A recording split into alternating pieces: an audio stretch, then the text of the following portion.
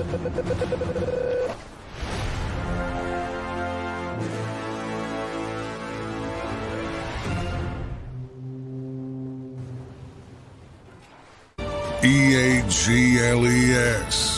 Eagles.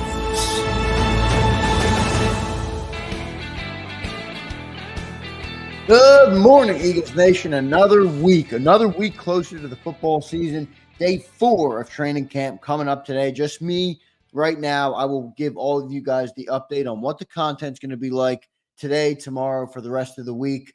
I want to welcome everybody in. Another beautiful week here, a Monday morning. Eagles were at practice on Saturday. They had their first day off yesterday on Sunday, so we had no shows yesterday, but a great recap on Saturday. A lot coming out, everybody. A lot of good news coming out of Eagle camp. If you're an Eagle fan, this has been a good training camp so far. Everybody seems locked in. Everybody seems ready for the season. There are some good names making some headlines. There are some good names seemingly stepping up. And some good stuff there. Let me welcome everybody in before I give you guys a rundown of what's going on. Devontae, what's up, brother? Suplex City, what's up, Suplex? Rashid Mixon in here. What's up, Rashid? Ryan, Jeff Martin, Terrence, Joseph Smith, Jeff Martin, Mike Fittery, Eduardo, Tyler Braswell, Jimmy Wen. What's up, Jimmy? Twiz the Jigar, man. Twiz is in here. Craig, and Dill Locke. What's up, everybody? It's Stratus. Appreciate all of you guys being here. So the rundown today is a little bit more difficult than it has been in the past. I have a full hour show. So we'll do a full hour show to this morning, 8 to 9 a.m. John McMullen will join at around 8:15. So coming up in around 10, 11 minutes. We'll talk to him from the car. So he's driving down to NovaCare. And then part 2 of Birds 365 will be at noon today after the Eagles practice. So the dilemma today is that Johnny Mack is busy tonight. He has some personal matters to deal with tonight. All good. He's healthy and everything, so no need to worry about him. But he has some things tonight. So we could not do a nighttime show today. So I wanted to give you guys the hour fix, talk about the weekend, talk about what we've seen so far in the first 3 days of practice, and then kind of preview with John when he joins what to expect today. Nick Sirianni is set to speak this morning at 9:40. Practice at 10 a.m. So everything is going to ramp back up. And then we have an exciting week, everybody. Thursday, I believe. Yeah, Thursday is the open practice down at the link. Is anybody going to the link? I'd love to hear from you guys in the chat. If any of you are going down to the link this week for the open practice, that should be pretty good. And then we're creeping up, everybody. I mean, by the end of the week, we're going to be in August. When you're in August, it's like football season is here. So I'm very jacked up. I'm excited to go. Before I bring Johnny Mack in around 10 minutes, I'm going to run through some of the stuff that we talked about on Saturday. Saturday seemed like another great day. Very exciting, everybody. Jalen Hurts is having a great training camp. Everybody is reporting it. Johnny Mack, who is our eyes and ears down at the camp, has been saying how good, how strong, how crisp, accurate Jalen Hurts looks. So that's very positive developments coming off of OTAs where Hurts was still finding his rhythm and wasn't slicing and dicing like he is right now in training camp. So some very good stuff from quarterback one, arguably the most important, not arguably, he is the most important player on the team. So to hear that he's having a good camp is a very positive thing. Offense overall, really good. You're seeing some guys step up to try and vie for that wide receiver 3 spot. Britton Covey getting some reps. So good stuff there. Johnny Ross apparently has looked pretty good, and so has Paris Campbell. So we'll see how that spot breaks. And then, at tight end, Grant Calcaterra has been your number 2. And coming into camp, we kind of thought it was going to be CJ Uzama, who's had a lot of experience in this league. And we thought he would take the snaps there at tight end too. Kellen Moore using a lot of 12 personnel, but it's been all Grant Calcaterra there at tight end too. So rumors are he looks significantly improved. Zach Bond, I think that storyline is interesting, right, guys? I mean, you come into camp and you're like, all right, Devin White, most likely Nakobe Dean. Now, maybe it's Nakobe ramping up still coming off that foot injury, but, Zach Bond's been getting a ton of reps at that first-team linebacker, so it's clear that Vic Fangio is a fan. Speaking of Vic Fangio, what a week he had. I mean, he only spoke once, but boy, he made some headlines. A lot of people are more confident in him after hearing him. I'm a straightforward type of guy. Maybe sometimes too straightforward to the people I communicate with on a daily basis. But I love hearing Vic Fangio, guys. I mean, when I hear him and I'm like, this is a no bullshit guy. This is a guy that's not playing politics. This is a guy that's not playing coaching. He is just out there coaching defense. And he is going to look at his defense, analyze it, and pick the best players. And it's great to have that, that we have that on our roster. So some really good stuff there. Looking back at my notes, a lot stood out, though, through week one. I'll be curious. I'd like to hear from you guys in the chat as well. A lot of great viewers this morning. For anybody listening to the podcast, we appreciate you listening to the audio. Make sure you leave a review on your podcast. And if you're here on YouTube, on Twitter, on Facebook, wherever you're consuming this content, drop a like, drop a comment. I've been trying to get back to all of them, even in the comments after, just because I love hearing your guys' thoughts. You guys add to my perspective, so I appreciate that very much. But, the one interesting thing so far, too, is the cornerback room. The cornerback room, I kind of thought there would be more developments by this point. It seems like Vic is throwing a lot out there. I mean, Kelee Ringo is getting a lot of first-team reps. Isaiah Rodgers is getting first-team reps. Quinyon Mitchell, wait, stop. The Quinyon Mitchell reports are some of the most exciting reports coming out of camp so far. Quinyon Mitchell is playing all over the defensive secondary. He's right corner. He's left corner. He's slot. John says he looks comfortable everywhere. Vic Fangio seems to be throwing a lot at him, and it's working well. Habibi saying I have no sound. Am I good, everybody? Everybody hear me? I think you all hear me. I mean, you guys are responding to some of the things I'm saying. All right, so hopefully, Habibi, maybe turn up your volume, or you might be having an issue on your end. Sorry if you guys can't hear me. But anyway, great camp so far. It seems like everything is working well.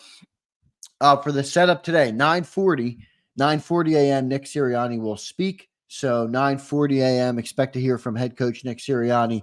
And then 10 a.m., back on the practice field. And then post-practice, there will be some player press conferences as well. So remember, guys, just an hour show this morning. Noon today, I'm going to do part 2 of Birds 365. It's not going to be John McMullen. He is going to be down there, and he has something tonight personally that he's doing, so we can't do a night show tonight. So I'm going to be doing part 2 of Birds 365, a recap to day 4 of practice. So I'm going to be following along. I will have a chance to talk to John after practice just to say, hey, I'm doing a show. What stuck out?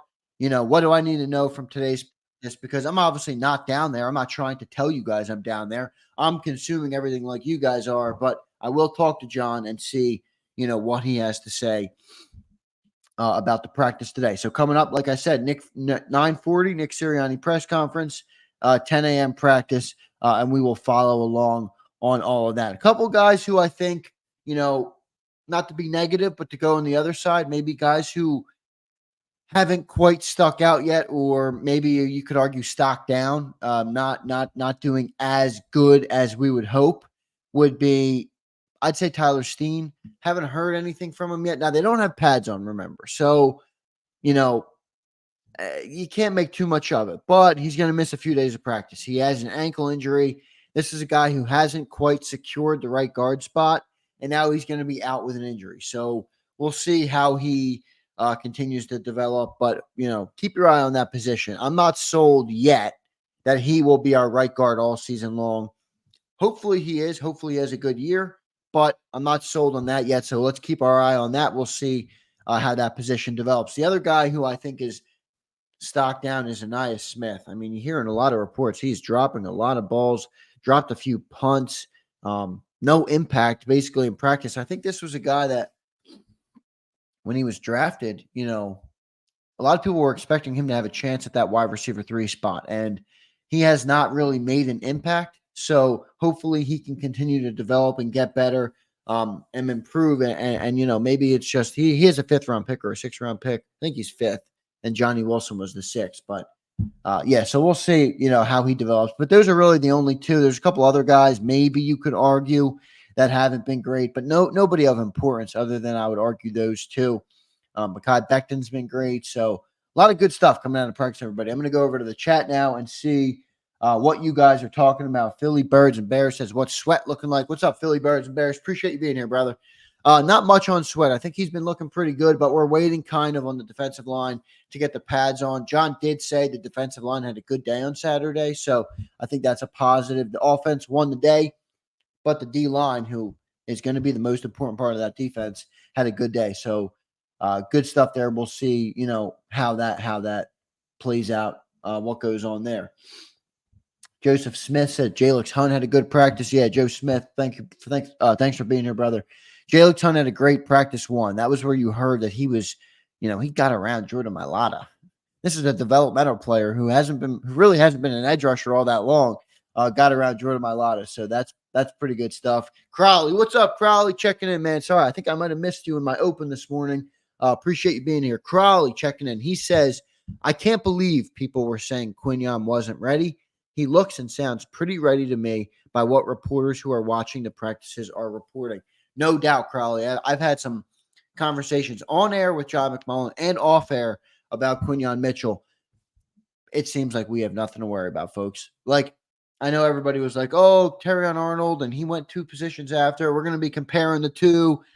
I think it's a position even if Terrion Arnold is great, I think we're going to be very happy with who we have here in Quinyon Mitchell. Apparently, he has looked very good, very smart, picking up all the things on defenses. Vic's moving them all around, so very positive stuff from Quinyon Mitchell, who, it's our first-round pick this year. That's our most important guy out of the draft, obviously, coming into the year. So, one more, let me mention stock down, by the way, going off of that. The other stock down would have to be Cooper DeJean, guys. I mean, look, I'm hopeful that Cooper DeJean is a great player here in Philly for a long time, but when you get hurt, and you're out for 3 weeks at the start of training camp, you don't even have a chance to get out there to see Vic's defense, to be in it, to have Vic see how you play. That's tough. That's a tough hit. So that is definitely a stock down for Cooper DeJean. Hopefully he can bounce back strong. Everybody else in here, I'm going to go to some of your guys' comments. Appreciate all of them. Devin Shanahan says, is this the most successful offseason in the Sirianni era, even over the A.J. Brown season?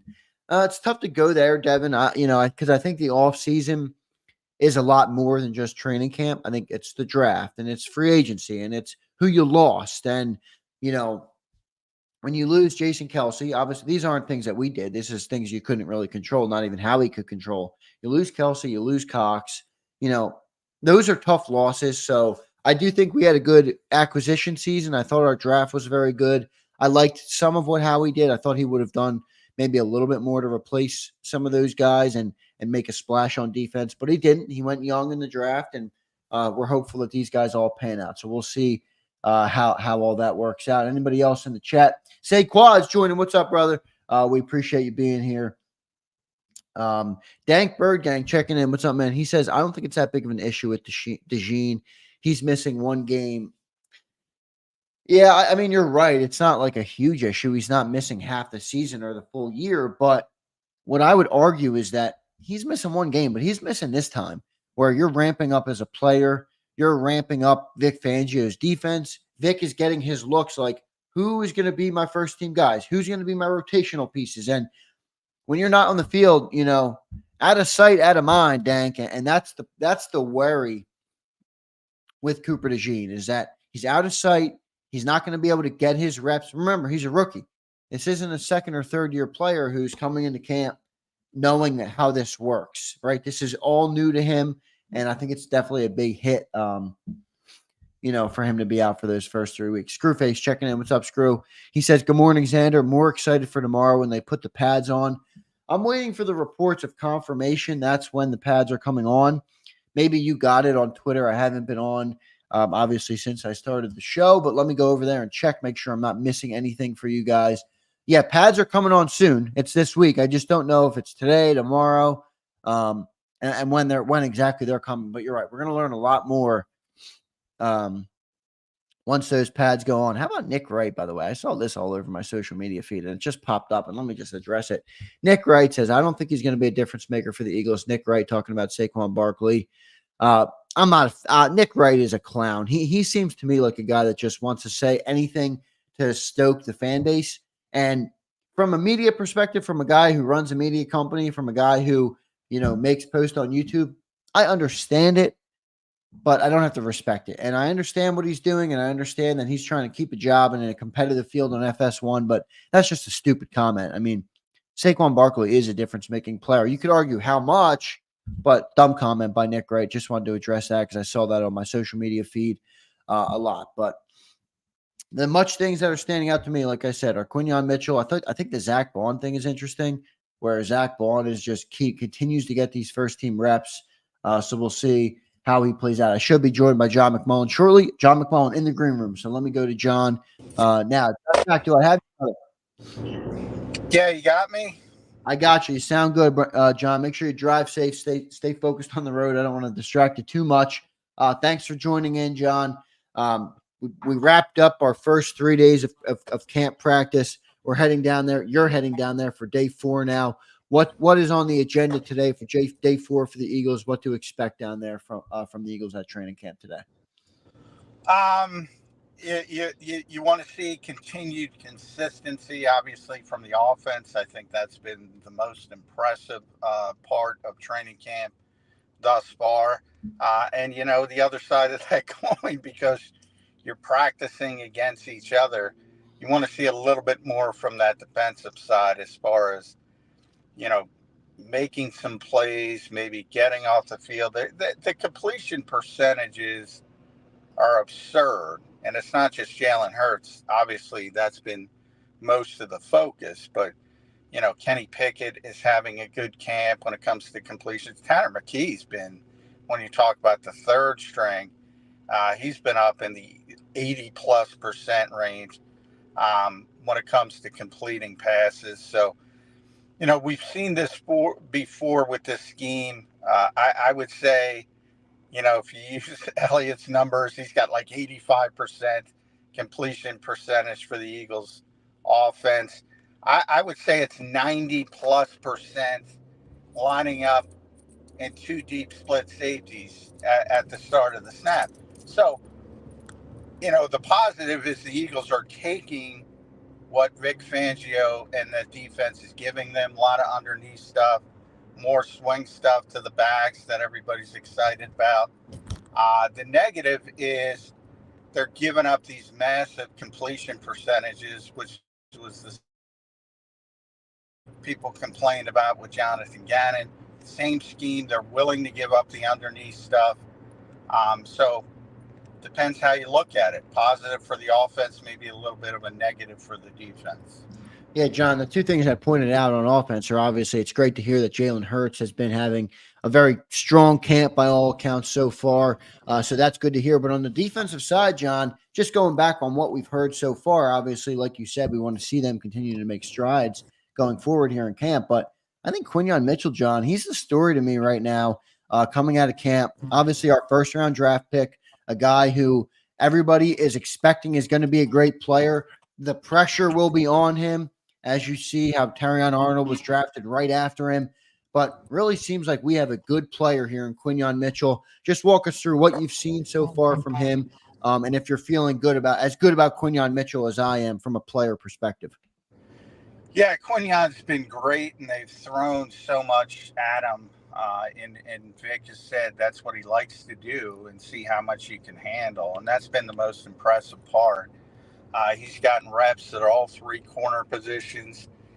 He's gotten reps inside in the dime looks. So he's been all over the field, left corner, right corner slot, essentially de facto second linebacker. So he's been and he hasn't looked out of like a fish out of water. He hasn't looked overwhelmed. He hasn't, been hesitant despite, he might be at left corner on one snap. He might be in the slot in the next. And he hasn't, typically rookies are going to get hesitant when you give them that much and put that much on their plate. Hasn't been the case with Quinyon Mitchell. And I think that's number one. That's the most impressive part. And then second, he's good. It's one thing to be a smart player, savvy player, to have sort of natural zone abilities. He played a lot of off coverage in college. It's another to have the traits to be a top-tier corner in the NFL when it comes to, recovery speed, length, and things like that. So all positive on Quinyon Mitchell. And like I said on our Saturday show, I think it was notable the first time they did one-on-ones between the defensive backs and the secondary guys, the defensive backs and the receivers. They matched him up with A.J. Brown twice. I don't think that was just a rotational thing. I think they did that on purpose. And he held up against A.J. really well once, and he lost the other one, but that's fine. That's an all-pro player. I think, it's another example of the Eagles want to see what they have in Quinyon Mitchell, and it's been all good early in camp. Yeah, great to hear from Quinyon Mitchell. And by the way, you mentioned A.J. Brown beat him once. John, I think you could take any single cornerback in the league, regardless of how many years, how much experience, how high of a caliber of player they are, and A.J. Brown will beat them if you line them up one-on-one here and there. So not a problem at all that he was beat, but I think it's a very positive thing that he stuck with them once. I think that's a bigger feat than getting beat by A.J. Brown. But great to hear from Quinyon Mitchell. Johnny Mac, anything else that stuck out to you so far? I know we did a lot of recaps. We've talked about most of it, but I just was previewing kind of what was going on so far in camp. He was the big storyline on defense to me. And then I kind of said Zach Bond because I was surprised to hear him continue to get those first team reps. You're not going to learn much about the defensive line just yet until the pads come on, but anything else sticking out in the defensive side of the ball that we haven't talked about? Well, yeah. I mean, some of the softness of the coverage has been, as I said, it's been notable. Now, you might point to all the moving parts, and Vic is rotating people in and out, and a bunch of guys are getting first-team reps, both at cornerback and linebacker, as he tries to figure out what his best options are for certain situations. So as that, gets boiled down to where it's going to be, I assume it's going to get a little bit better. But right now, the Eagles are completing passes at will. And that's not a positive from the defensive side. And I think there's been this default setting that, okay, they're going to be fine at one linebacker spot. I don't know if they're going to be fine at any linebacker spot. And pass coverage is a big part of that. I do think they have talent at corner, but, I talked about it. If you want to go all the way back to day one and Paris Campbell with these just violent comeback routes on the young corners, and they weren't ready for them. And they haven't seen that kind of stuff. Even playing, at a high college level, you don't see it like you see it in the NFL. And you talked about AJ, it's a difficult position to play because you'll see it on social media all the time. You get beat once and you're called trash and this and that. Everybody gets beat at cornerback in the NFL. It's a passing league. Almost everybody's got great receivers. It's really difficult, and the consistency to do it, there's going to be some hiccups with these young corners, and that goes all the way up to Isaiah Rodgers, who's more of a veteran player, but still young. They're not finished products. So anybody who thinks they are, and there's not going to be some trouble spots, is probably being a little bit too optimistic. Johnny Mac, coming into camp, one of the biggest storylines, and you just were talking about it, so let's go there. Let's continue to break that down really quick, is the cornerback room and just the way it's going to shake out, right, with all the young bodies. Who's going to start opposite Slay? Who's going to be in the slot? You talked about Quinyon Mitchell. Well, do you have any inkling? This isn't a report. This is more of a Johnny Mac opinion on what you've seen so far and how you think it's going to play out. Who's going to be the cornerbacks, the three cornerbacks on this roster next to Derek? I think it's going to be Slay, but is it Quinyon on the outside and Isaiah on the inside? Is it Maddox on the inside? From what you've seen so far, are you leaning any certain direction on who will make up the cornerback room?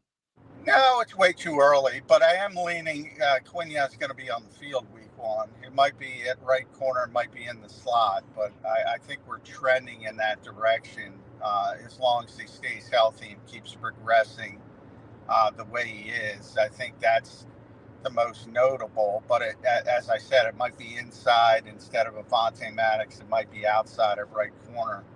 I think we're trending in that direction.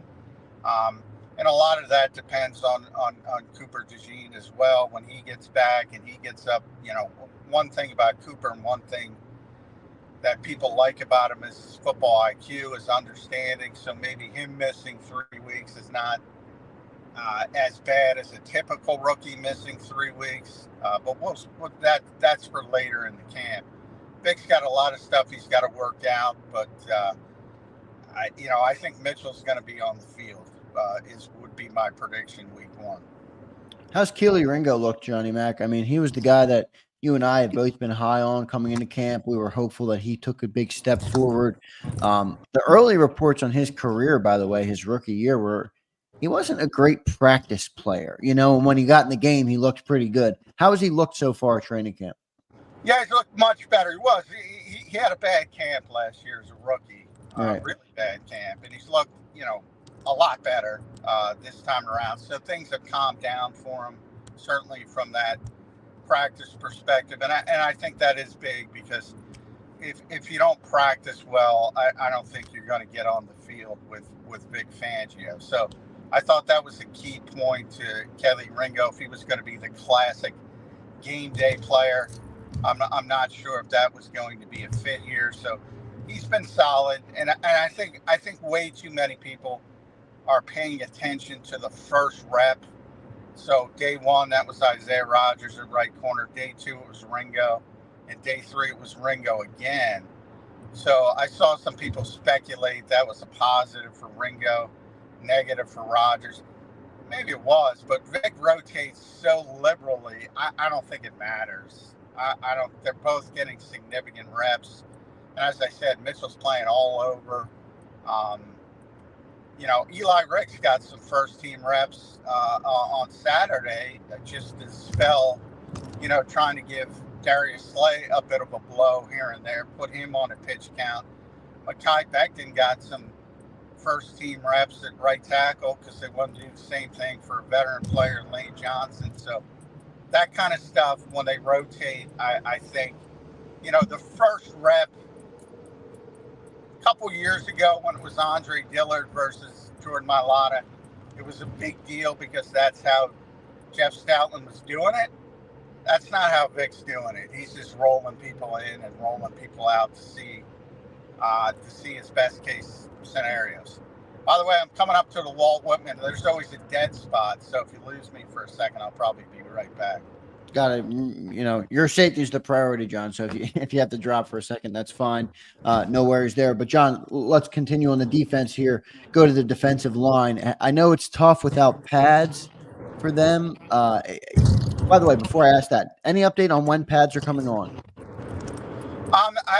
They're coming on early this week. They can come on as early as today. So stay tuned. We'll, as soon as the players come out.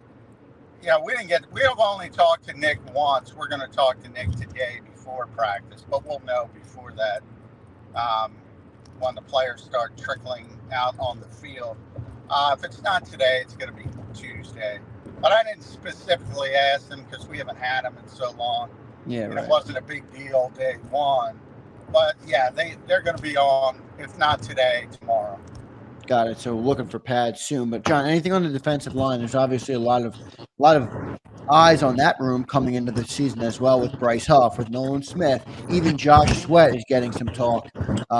Jalen Carter and Jordan Davis. What have you seen so far from the D-line room? Yeah, I think the defensive front as a whole, and that includes the D linemen and the edge rushers, they've been good.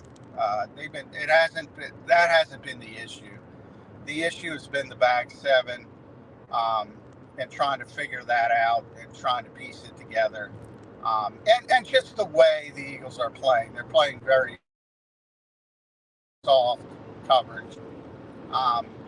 And that is obviously, they're inviting the Eagles offense to throw it underneath. And they've done it. The offense has done it pretty effectively.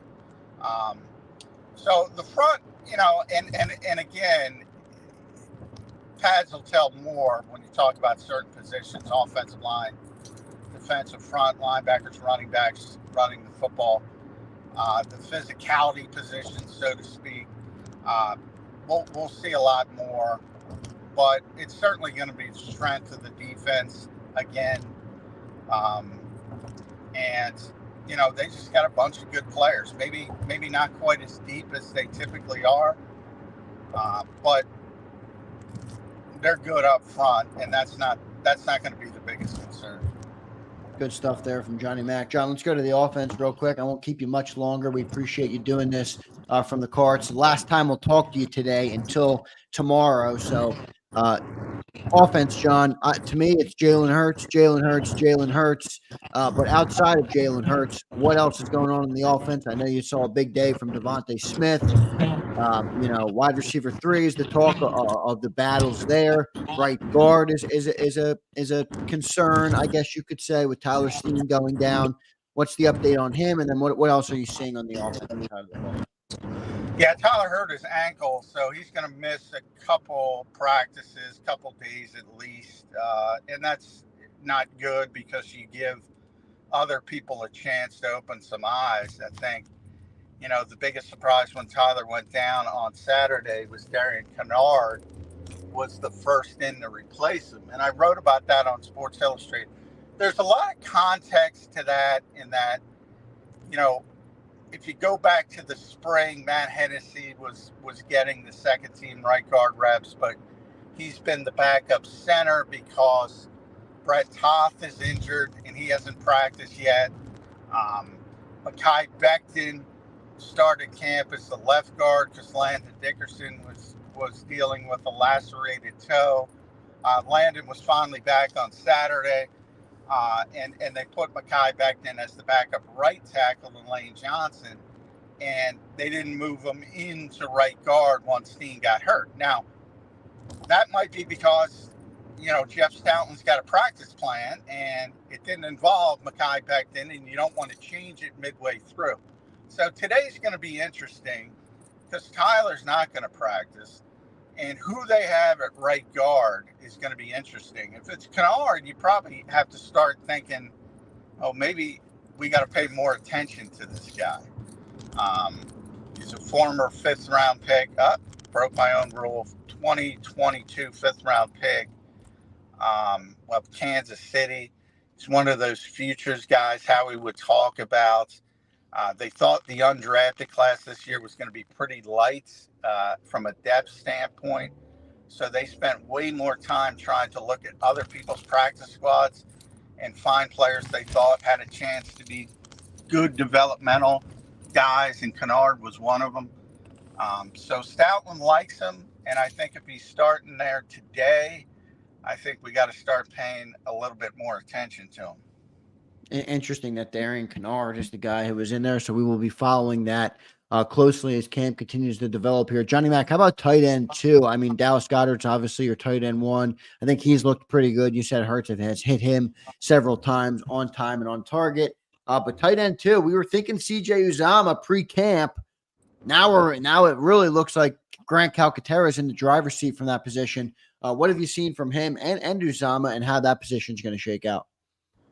Yeah, I think Paz is big for Grant Calcaterra as well because I think the Eagles like his receiving ability, but he's a 240-pound guy. He's not been the best blocker, and he's got to get, nobody expects him to be George Kittle, but you want him to be able to get in front of people at times and at least make it a little bit more difficult. And if he can do that, he's going to win the tight end 2 job. But one of the interesting things I pay attention to is field goal protection and the wing protectors. And it was Calcaterra and CJ Uzomah as the wing protectors, which indicate that they're going to be the default setting as the backup tight end. So you can define it as tight end 2 or tight end 3, but they're both probably going to be here, and they're both probably going to be the backups. And if Grant starts to struggle with his blocking and they need some blocking, they'll probably go back to CJ. But if they want a receiver or that type of option, and remember, Kellen Moore's got a history of using 2 tight end packages pretty well with the receiving aspect. And if they want that, they're going to go with Calcaterra. So both are going to be involved, and that might be one of those things where they kind of piecemeal things depending on what they want for a particular week. So they got some flexibility there. We'll see how that shakes out. Johnny Mac, last question before I let you get out of here.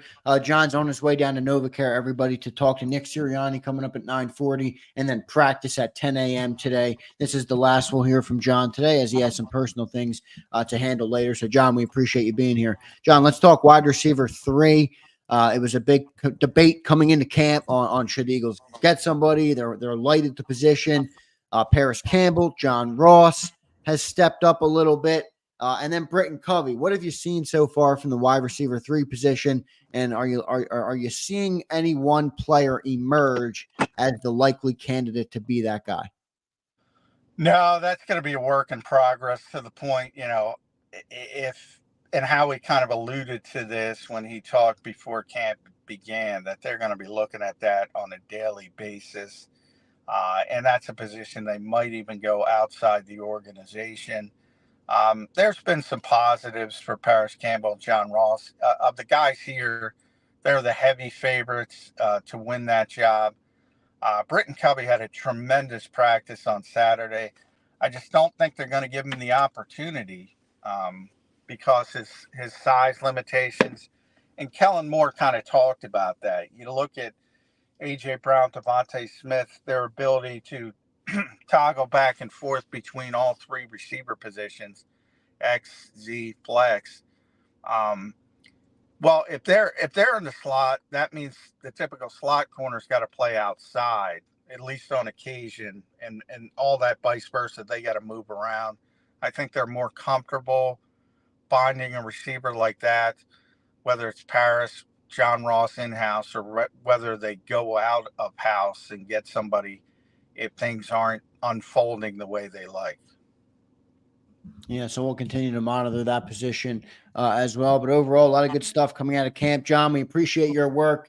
Get down there safely. Enjoy the practice today. John, I'm going to shoot you a text that when practice ends, I'm going to be doing part 2 of Birds 365 without you at noon today. So I'd like to hear from you in text what stood out to you. So I will definitely reach out to you, and hopefully you have some time to get back to me. But other than that, we'll talk to you tomorrow on the show. All right, brother? All right. Thanks, Zander. Appreciate it. All right. Thanks, Johnny Mac. There's Johnny Mac joining live, everybody, on his way down to the NovaCare complex. So we appreciate John McMullen joining there. He's a busy man working hard for us, and we appreciate his work as always as he continues to dive into the camp and consume it. He's our eyes and our ears, as I mentioned, and he is one of the best. I'm very happy to have John McMullen here on JAKIB. So we appreciate him. Guys, I'm going to take a commercial break here. We're going to come back. I got about 18 minutes left to go in the show. So we're going to take a commercial break. I'm going to come back. I'm going to go to the chat, and I'm going to talk to you guys for a little bit. I want to hear what's on your mind. What is sticking out to you? What do you want to know about? Because at the end of the day, I'm making content for you guys, and I love talking football with you guys. So I want to know what's on your mind so that I can continue to talk to John and talk to Dan and bring content around those people so that you guys are up to date on what you want to hear. So appreciate you all being here. Everybody in the chat has been great as always. We appreciate all you guys, man. You guys are the absolute best. I look around at all channels on YouTube. Our chat is the best on YouTube, no doubt about it. So we appreciate you guys. We're going to come back and we'll wrap up this first part 1 edition of Birds 365. Reminder, noon today, I'll be doing a follow-up of practice. So make sure you're here at 12 o'clock noon today Eastern time, where we will recap what went on in day 4 of practice. Thanks, everybody, for being here. Stay tuned. Birds 365. We'll be right back. If you missed any of today's show on the JAKIB Media channel, listen to the podcast on your way home. Available on YouTube, Apple, and Spotify.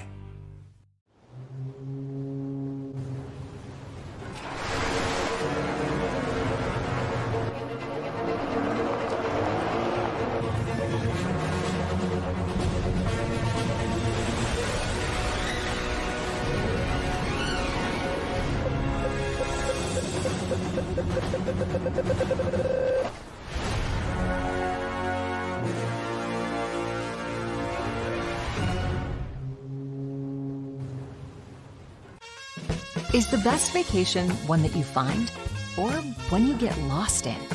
One that takes you to new heights or reminds you to go with the flow? To get your feet wet and your wheels spinning? One that lets you find your own rhythm or get carried away? Find the best of yourself. Get lost in the woods. Plan your stay in the Wildwoods today. Win and save this baseball season from Colony Pools and Power Washing, a local company serving Delaware, Delco, and Chester County since 1970. Are you tired of looking at your green house? Is your roof, siding, deck stained green from algae and mold? Let the experts pressure wash your home and take the pressure off of you. Win with Colony Pools and Power Washing. Call them now at 302-762-2250. That's 302-762-2250. Go passionately. Go fearlessly. Go confidently. Go Birds! Go confidently towards your goals with First Trust, Philly's hometown bank for nearly 90 years, and the official bank of the Philadelphia Eagles. We're focused on getting you over the goal line. So go with conviction. Go with trust. Go Birds! And go forward with us by your side. First Trust Bank, the official bank of Philadelphia dreams. Oh, and go Birds.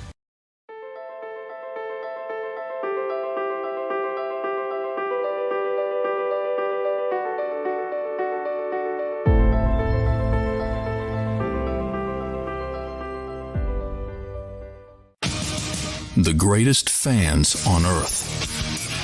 It's a bold statement, but would you expect anything less from Philadelphia? 58 years of heartache creates a toughness, a grit, a resolve not found in most.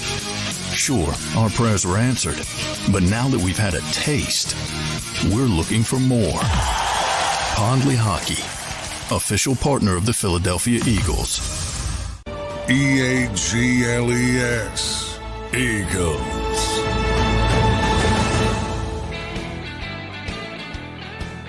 Welcome back in, everybody, to a special edition of Birds 365 here on a Monday morning. John McMullen working hard down at NovaCare Complex, so I don't have him with me for the full show today. Just doing an hour this morning, calling it part one, and then part two of Birds 365 coming up at noon today, and we will discuss what went on at practice. Like I said, I'll reach out to John. I did just get text confirmation. He'll be able to call me and give me some of the updates of what he sees at practice today. Nick Sirianni's coming up at 9:40.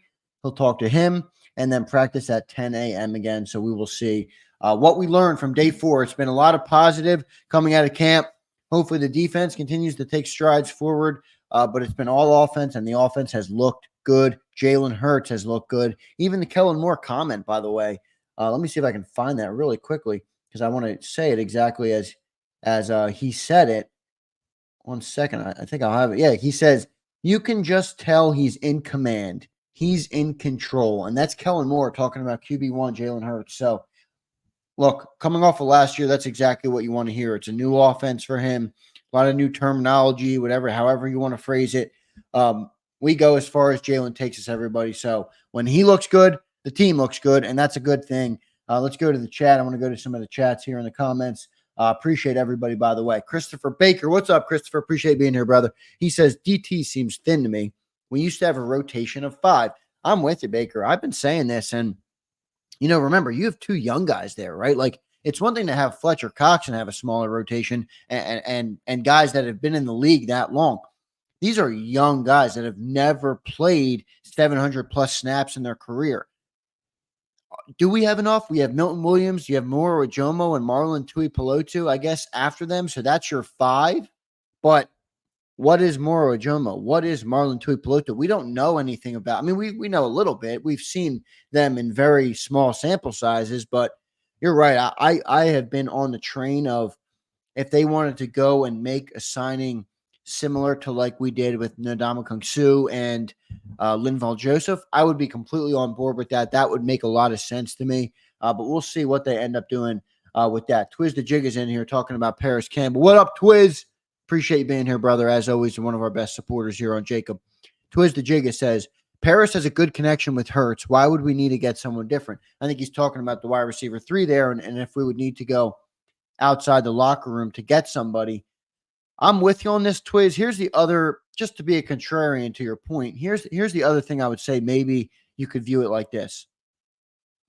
When you have a team like this who has the type of aspirations and the type of potential, to go to the Super Bowl, I think when you look at this roster, we could all agree that doesn't mean they're going to win the Super Bowl, doesn't mean they're going to go, but they have that type of upside. They're not a rebuilding team. They are right here. They're ready to win. And when you think about it, you don't want to hold on to a 4th-round draft pick or something.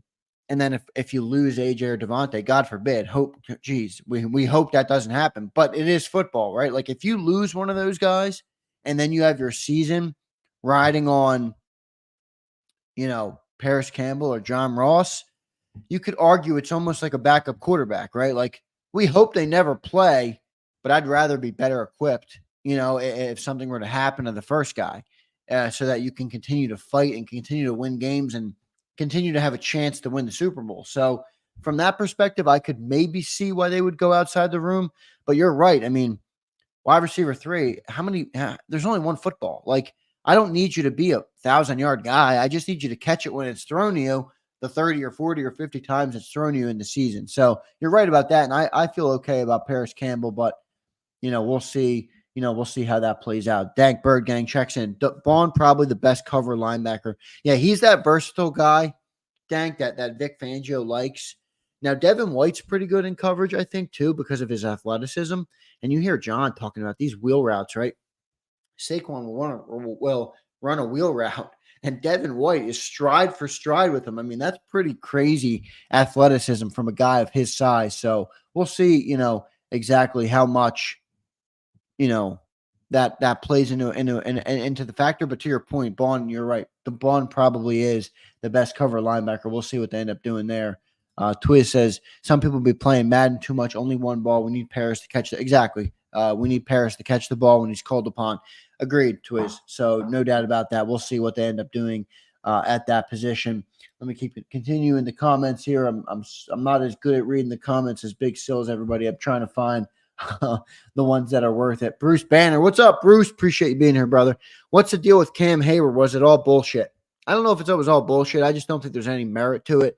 A lot of people, and John will be the first to tell you this, a lot of people who, they just write that we're connected to every free agent because it's a headline and they can get clicks on it. And I'm not knocking the business, but you don't really know. Like, we don't have any verified source who's like, Eagles are in talks with Cam Heyward.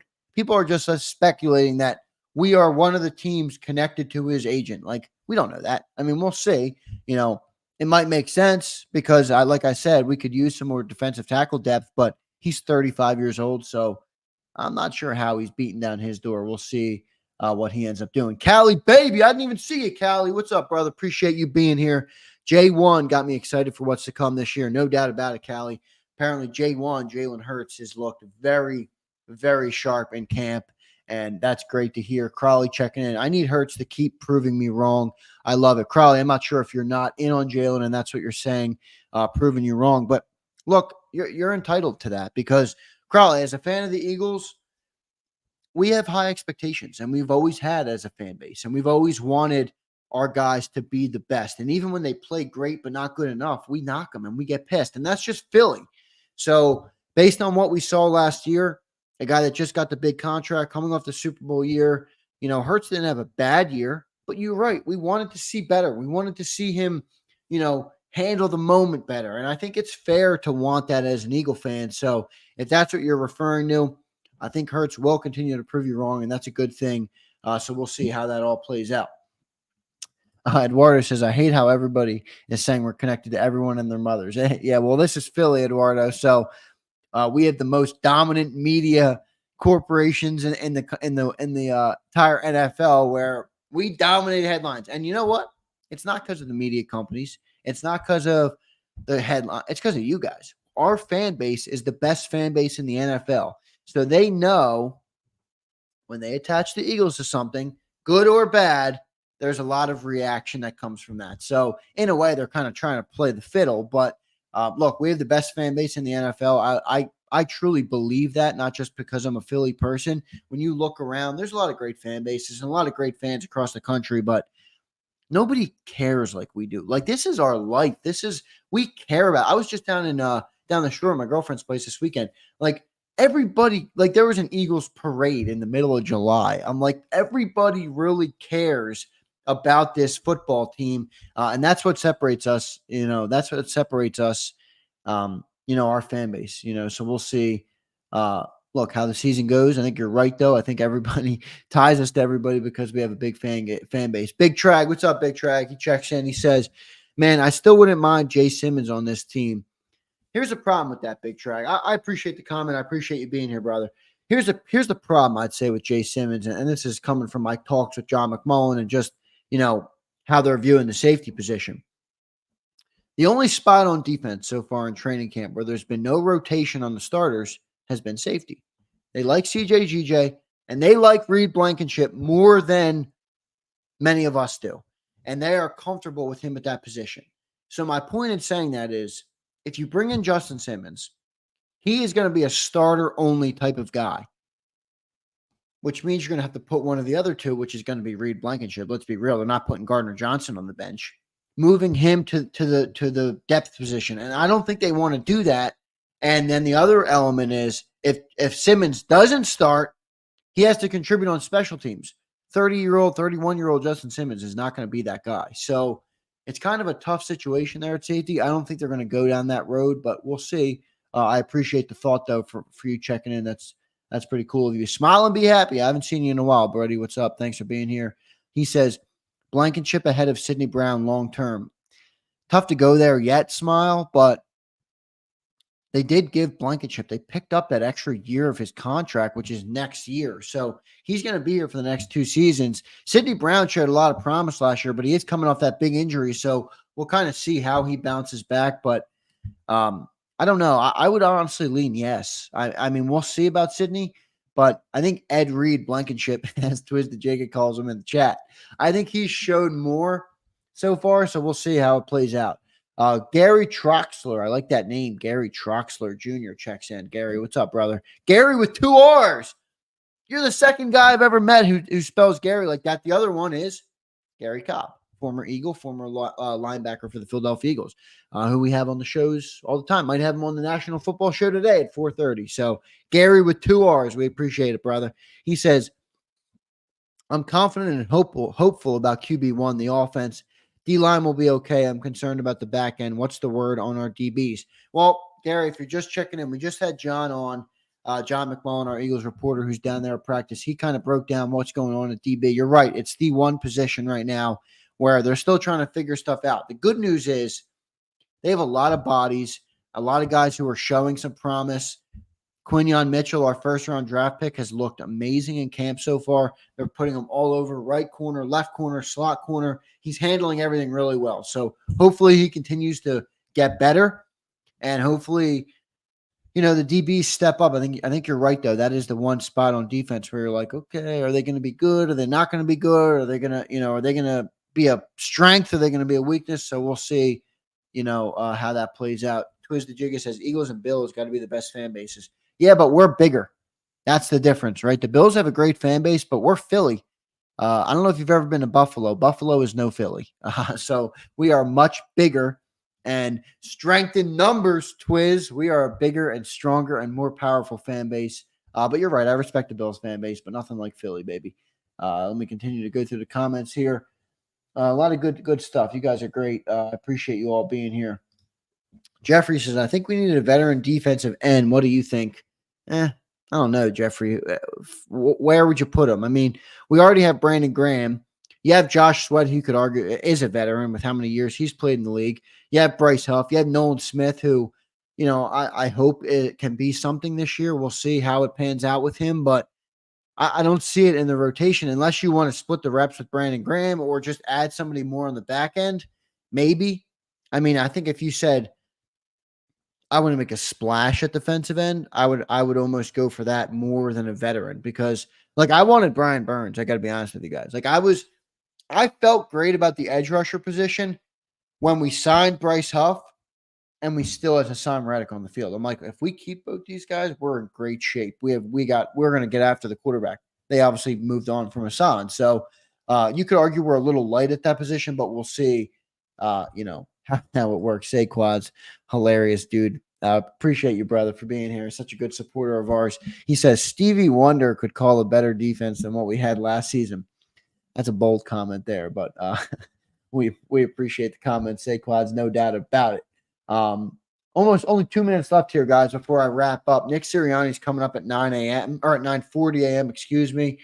Practice at 10 a.m. and then I'm going to go live again at noon. I'll get the update from John on what went down at camp today. So we will talk about that later on at noon. Decoy Gaming says, when does camp start today? 10. Yeah, practice at 10, brother. Nick Sirianni speaks right beforehand around 9:40. So we'll see. We will continue to follow all everything all day long. And then National Football Show, obviously, at 2 o'clock today with Dan Cilio. We'll see how that works. Dill Locke says, what if we get Reddick back? I don't think that's happening, Dill. I know they haven't worked it out with him, but I don't see that happening. But boy, that would be pretty insane if Howie made that type of move. Saquon, 2 minutes is all I need. TMI, brother. Come on, man. Smile and be happy. Brazil, here I come. James Jones.